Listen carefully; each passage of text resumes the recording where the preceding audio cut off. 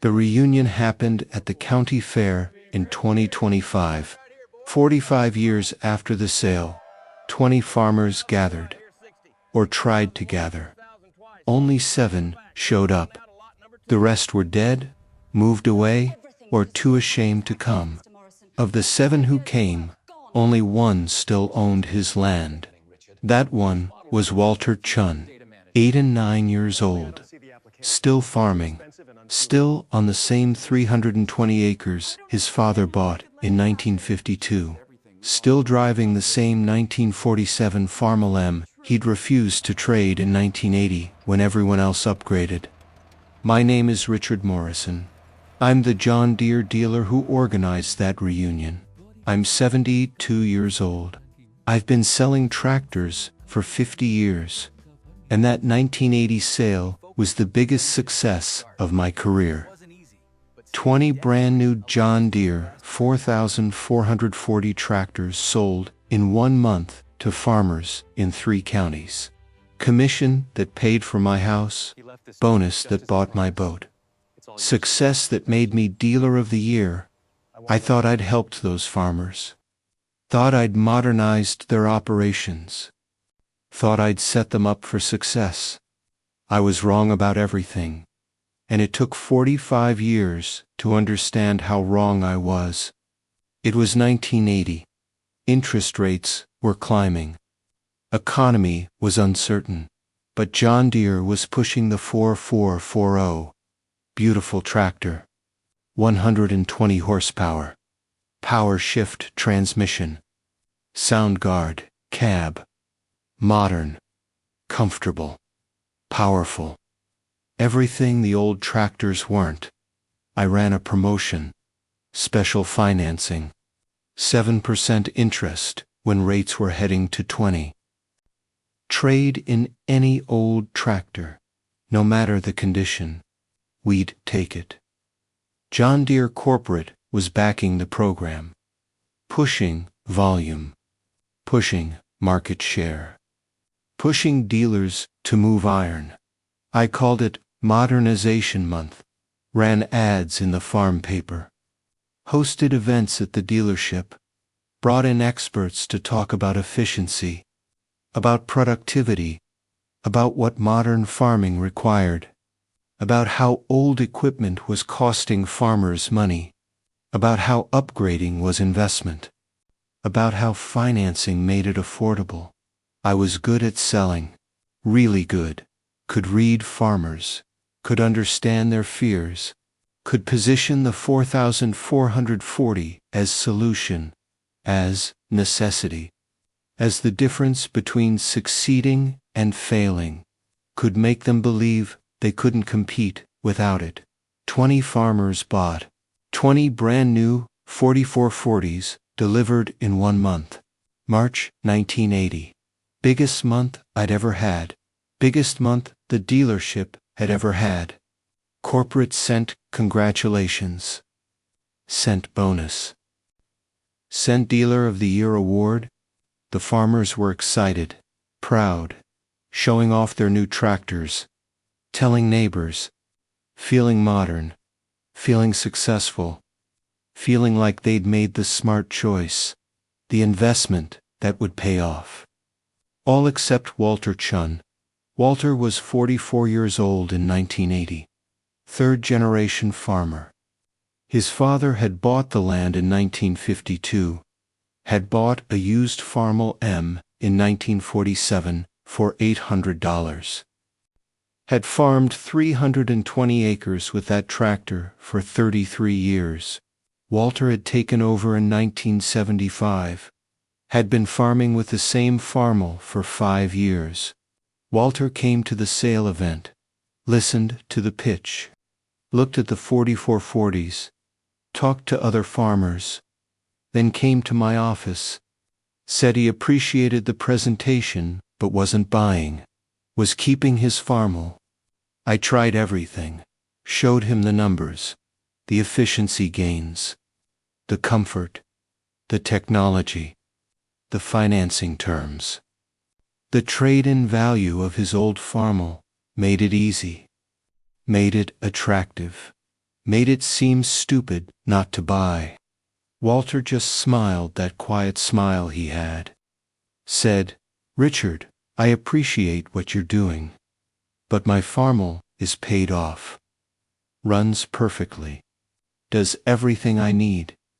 Why would I take on debt for something I don't need?" I said, "Because farming is changing. Because you'll fall behind. Because everyone else is upgrading. Because modern equipment pays for itself." He said, "Maybe. But debt is debt." And I remember what happened to farmers with debt in the 50s. In the 30s, when times get hard, debt gets farmers. I'll keep what I have. Keep it maintained. Keep it debt-free. Keep my land. I thought he was foolish. Thought he was stubborn. Thought he was making a mistake that would cost him. Thought he'd regret it when he saw everyone else's productivity. Thought he'd be back in a year begging to buy. He never came back. Kept farming with that 1947 Farmall. Year after year. While everyone else made payments. While everyone else enjoyed their modern tractors. While everyone else felt smart and successful and forward-thinking. Then 1981 happened. Interest rates exploded. Prime rate hit 21%. Variable rate loans adjusted. Payments doubled. Farmers who'd bought on 7% financing suddenly faced 14% when loans renewed. Payments became crushing, impossible, unbearable. Commodity prices dropped.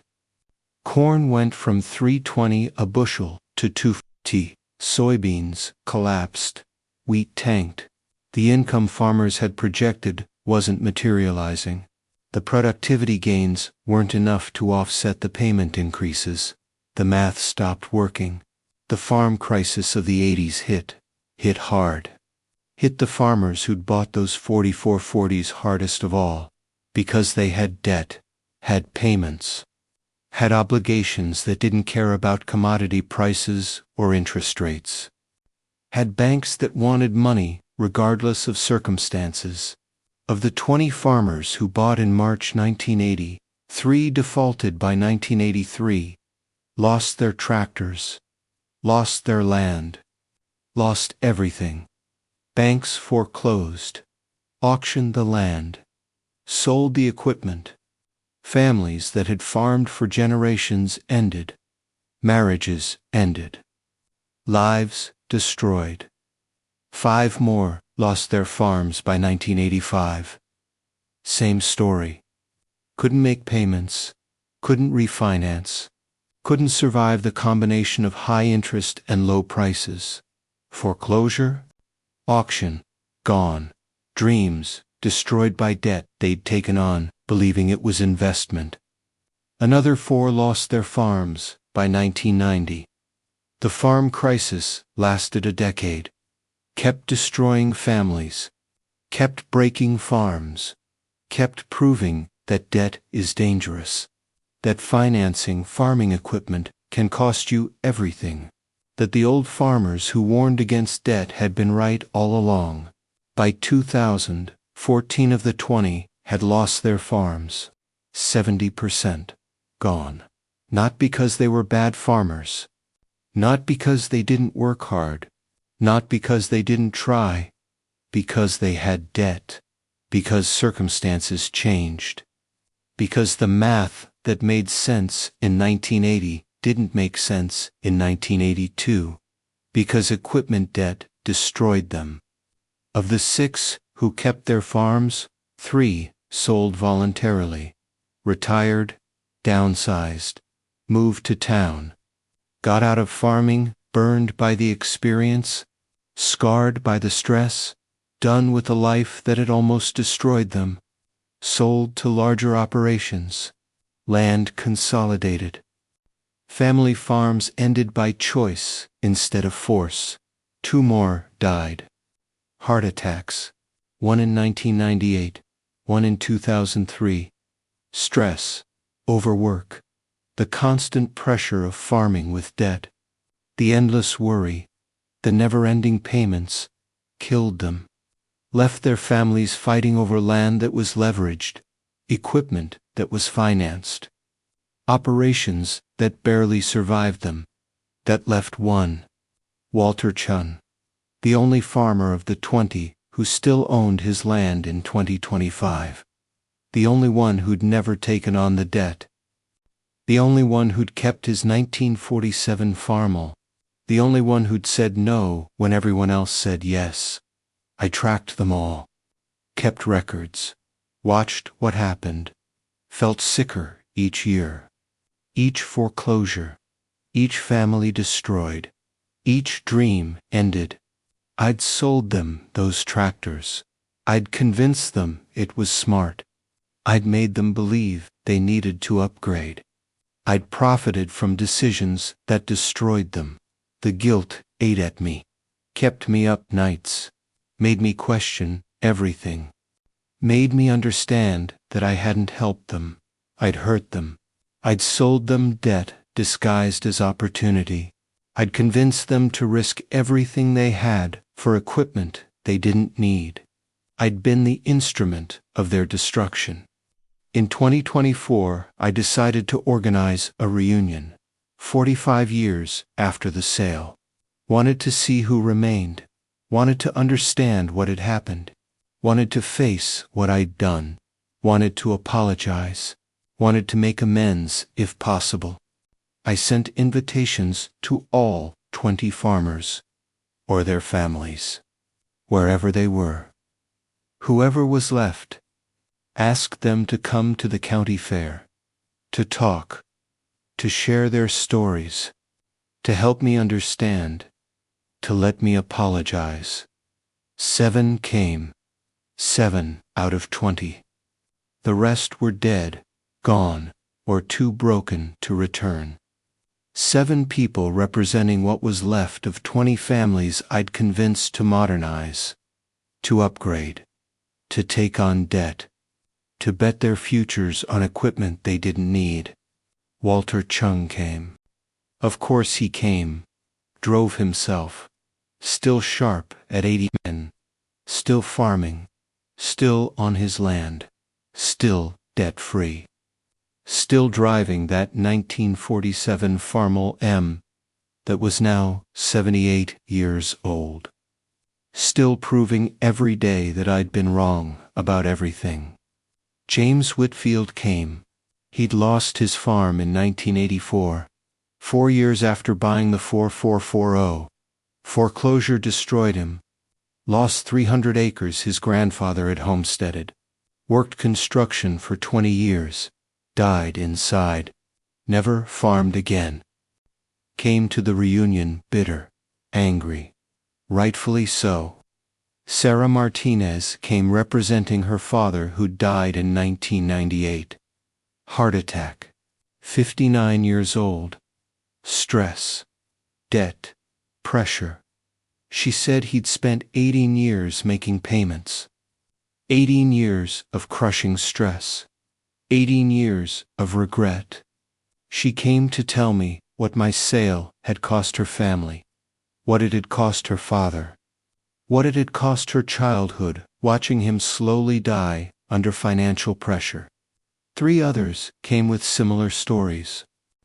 Lost farms, destroyed finances, broken families, ended dreams. All starting with a tractor purchase in March 1980. All starting with my sales pitch. All starting with believing that modern and debt were better than old and paid off. We met in a conference room at the fairgrounds on a Saturday morning in September 2025. 8 people total. Me and 7 representatives of 20 families. 45 years of consequences compressed into one room. The weight of destroyed lives sitting heavy on every chair. The evidence of what my sales success had actually cost assembled in one space. The room itself felt heavy.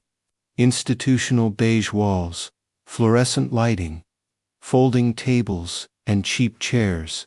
Nothing special. but the stories in that room, the pain, the loss, the regret, the weight of 45 years of aftermath. That made it sacred, made it significant, made it the most important sales meeting I'd ever attended. I started by apologizing, stood at the front, no slides, no presentation, just me and my guilt and my words.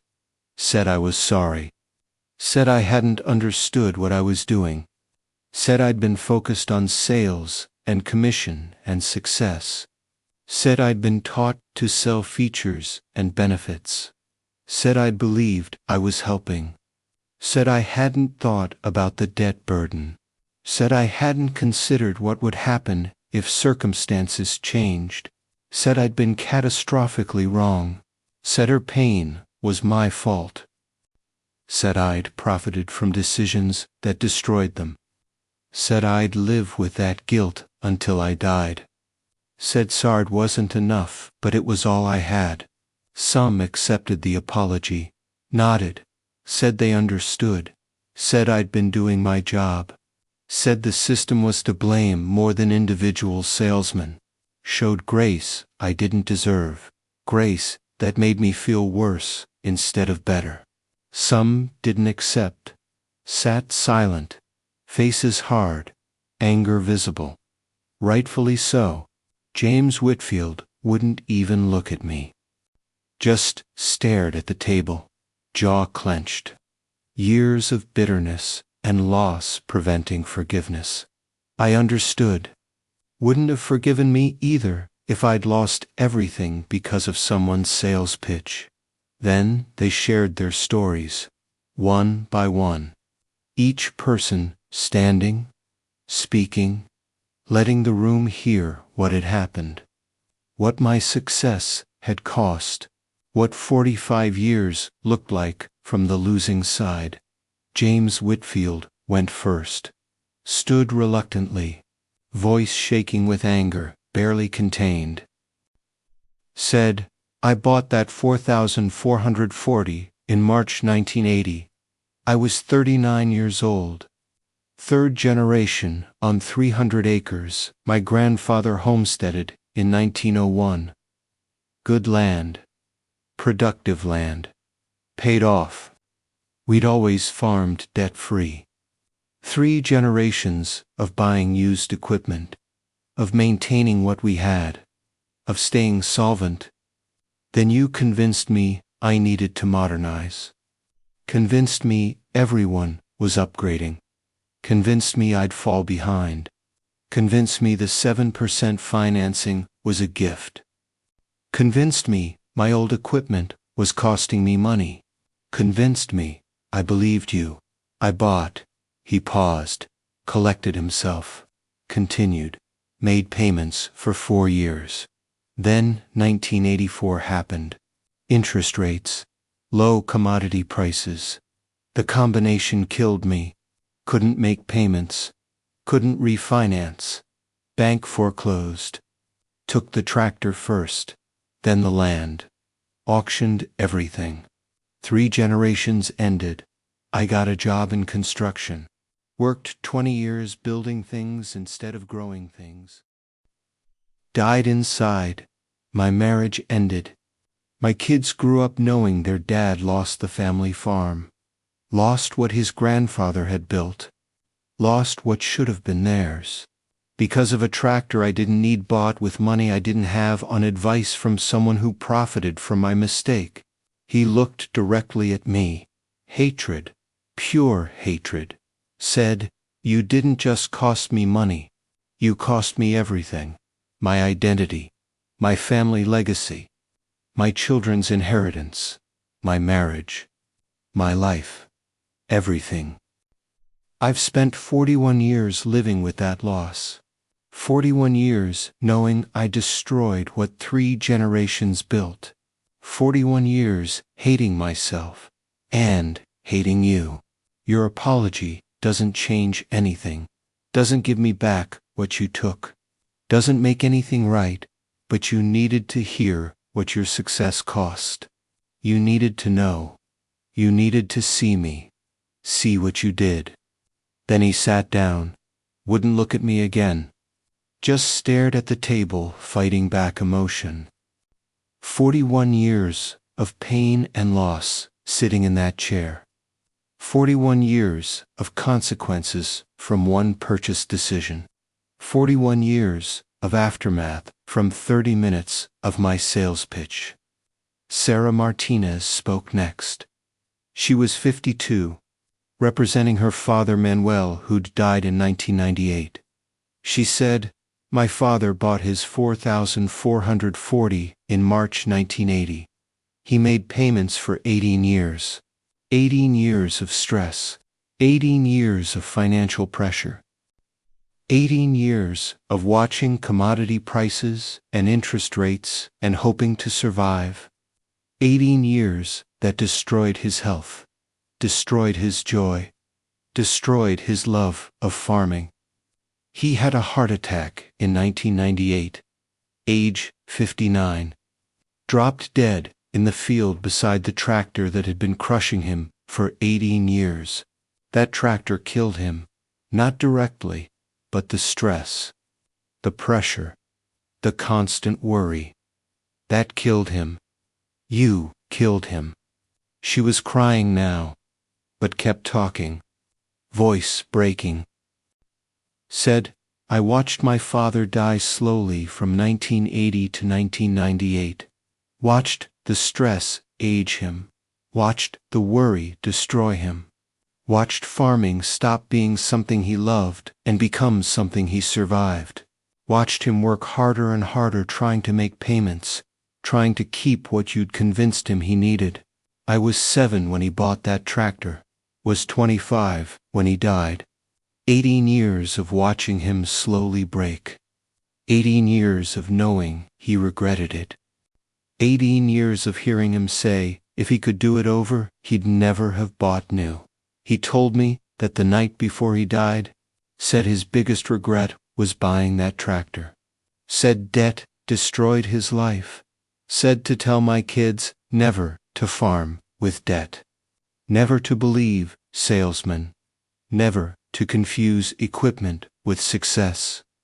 She looked at me, not with hatred, with sadness. Deep, profound sadness. Said, "You didn't mean to kill my father. But you did. You and that tractor and that debt. You killed him. Took my father from me 18 years earlier than necessary.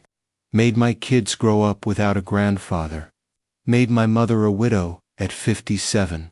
All because you were good at sales. All because you convinced him he needed something he didn't. That's what your success cost my family. Remember that. Remember him. Remember that your commission came from his life." 3 others shared similar stories, each variation on the same theme. Debt taken in 1980. Years of struggle. Farms lost to foreclosure. Lives destroyed by financial pressure. Families broken by stress. Generations of farming ended. Dreams destroyed. Lives altered. All connected back to March 1980. All connected to believing modern was necessary. All connected to my sales pitch. Robert Kim spoke for his father who'd committed suicide in 1985. Said the debt and the foreclosure and the shame of losing his grandfather's farm had been too much. Said his father had shot himself in the barn beside the tractor that had destroyed him. Said his mother never recovered. Said his childhood ended at age 12 when he found his father. Said 40 years hadn't healed that trauma. Said he'd come to make me understand, make me see, make me know what my success had actually cost. Then Walter Chunt spoke, said something I'll never forget. Something that crystallized everything. Something that taught the lesson I should have learned in 1980. He said, "Richard, you didn't destroy these families. Debt destroyed them. You were just the salesman, just the tool. The real killer was believing that newer is better, that modern is necessary, that debt is investment, that equipment defines success, that keeping up matters more than staying solvent. Those beliefs destroyed them. You just made it easy to act on false beliefs. He paused. Let that sink in, then continued. My father taught me something in 1952 when he bought our Farmall. He said, "Son, this tractor will work this land for decades if we maintain it. Well, let us keep our land regardless of what happens with prices or interest rates or economy. Equipment doesn't make you successful. Staying out of debt makes you successful. Everything else is just tools for doing work. Never confuse the tools with the goal." Walter looked around the room, looked at each person, looked at the pain and loss and regret, then said, "I still have my land because I kept his wisdom, because I never confused tools with goals, because I stayed debt-free, because I understood that old equipment that's paid off is better than new equipment with payments, because I chose freedom over features. That's the only reason I'm still farming, the only reason my grandson will inherit a debt-free operation, the only reason we survived when everyone else didn't." The room was silent, everyone processing, everyone understanding, everyone seeing the 45-year lesson revealed, everyone seeing what the difference was. Not intelligence, not work ethic, not farming skill, just debt. Just that one choice. Keep old equipment or buy new. Stay debt-free or take on payments. That choice determined everything. James Whitfield spoke next, voice shaking, said, "I made payments for 4 years before I lost the farm. 4 years of crushing stress. 4 years of watching my grandfather's homestead slip away. 4 years of knowing I'd made a mistake but unable to fix it. For years, that destroyed my marriage, my health, my life. All because I believed Richard when he said I needed to upgrade. All because I took on debt for equipment I didn't need. All because I was stupid enough to believe that modern mattered more than solvent." Sarah Martinez shared her father's story. The 18 years of payments, the stress that killed him at 59, the regret he carried, the knowledge that he'd destroyed his family's future for a tractor that eventually got repossessed anyway, the guilt that ate him alive, the heart attack that finally ended the suffering he'd been living for 18 years. Each person shared their story, each family destroyed by the same decision. Each life altered by debt taken on in March 1980. Each dream ended by equipment, payments, and interest and circumstances beyond control. Each example proving Walter's father's wisdom. Each case study showing that debt kills farmers. After everyone spoke, I shared what I'd learned, shared the statistics.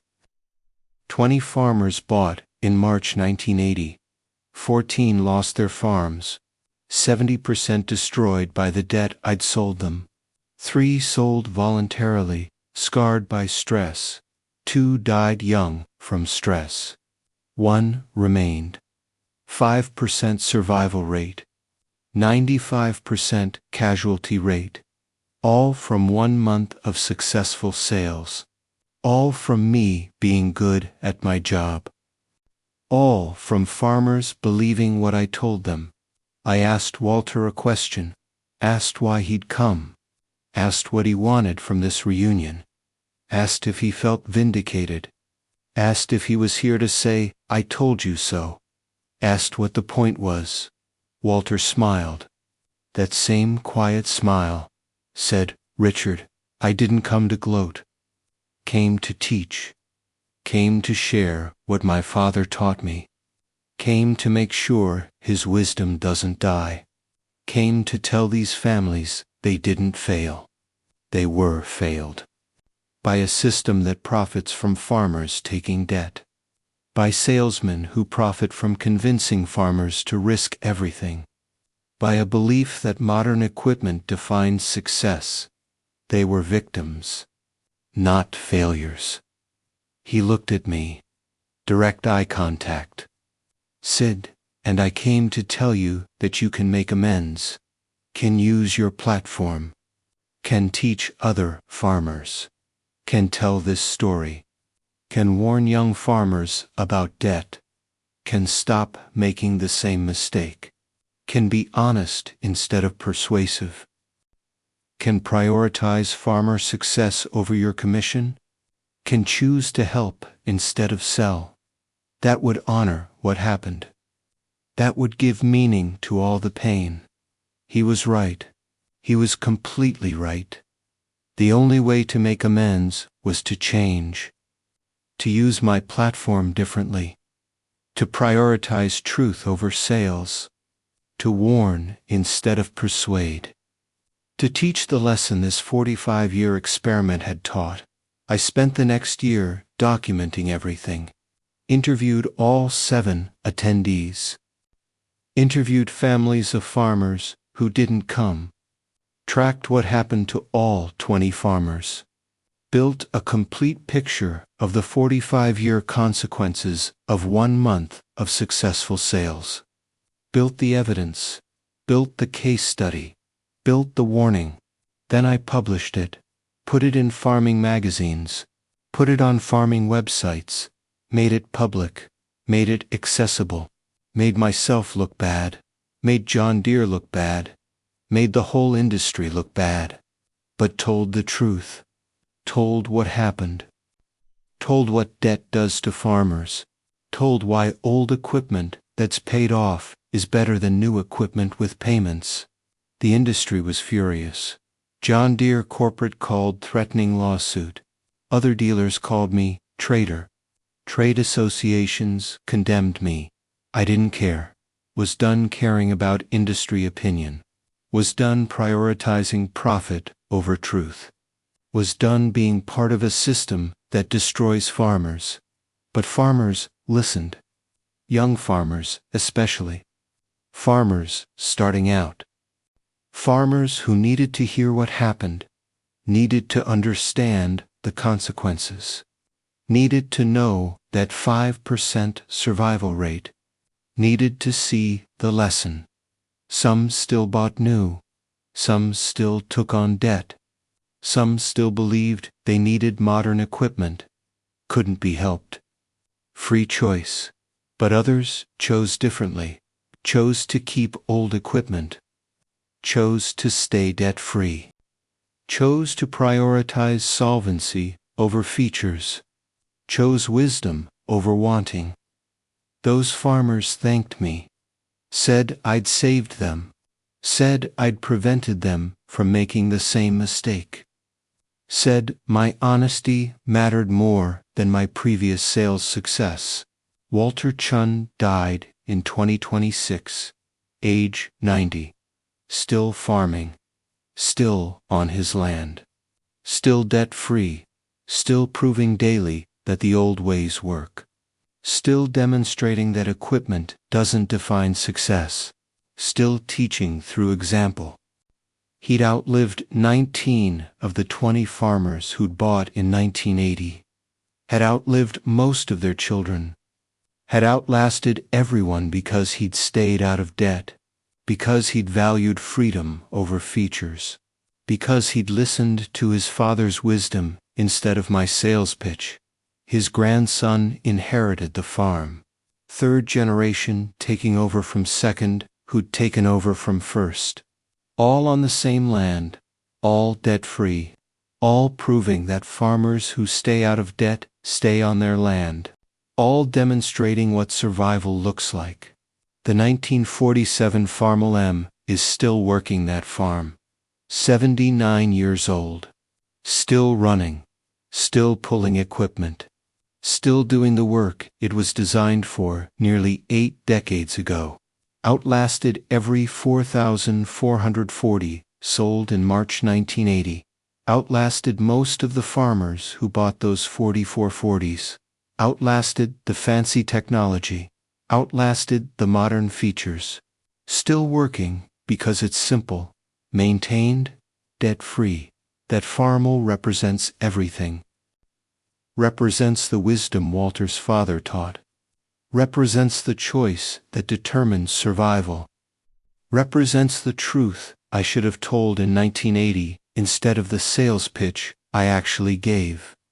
Represents what matters. Not horsepower, not comfort, not technology. Freedom, solvency, staying on land. That's what matters. That's what that old Farmall represents. I'm 73 now, retired from the dealership. Spend my time teaching young farmers, teaching the lesson I learned too late, teaching what Walter taught me, teaching what 45 years of watching farmers taught me, teaching that debt is the farmer's enemy. That old equipment paid off is better than new equipment with payments. That survival matters more than success. That staying on land matters more than having nice equipment. The John Deere dealer convinced 20 farmers to buy new in 1980. 19 lost their land or quit farming. Only one who kept his old Farmall still owned land. 95% casualty rate, 5% survival rate. 45-year lesson? One conclusion. Debt kills farmers. Equipment doesn't matter as much as solvency. Old debt-free beats new, financed every time. That's the truth. That's the lesson. That's what I should have taught in 1980 instead of what I sold. That's what I teach now. That's my amends. That's how I honor the 19 families destroyed by my success. That's how I make meaning from their pain. The dealer convinced them to buy new. The one who said no survived. That's the story. That's the warning. That's the lesson 45 years taught. Listen to Walter Chun's father. Not to salesmen. Not to dealers. Not to corporate marketing. Listen to the wisdom that keeps farmers on land for generations. Listen to the truth debt kills. Listen to the evidence old debt-free survives when new financed fails. That's the lesson. That's the truth. That's what matters. Debt kills farmers. The only survivor was the one who stayed out of debt. Remember that. Honor that. Learn from that. Because the next great sale is coming. The next promotion. The next must-have equipment. The next dealer convinced he's helping when he's actually hurting. The next farmers who'll believe modern is necessary.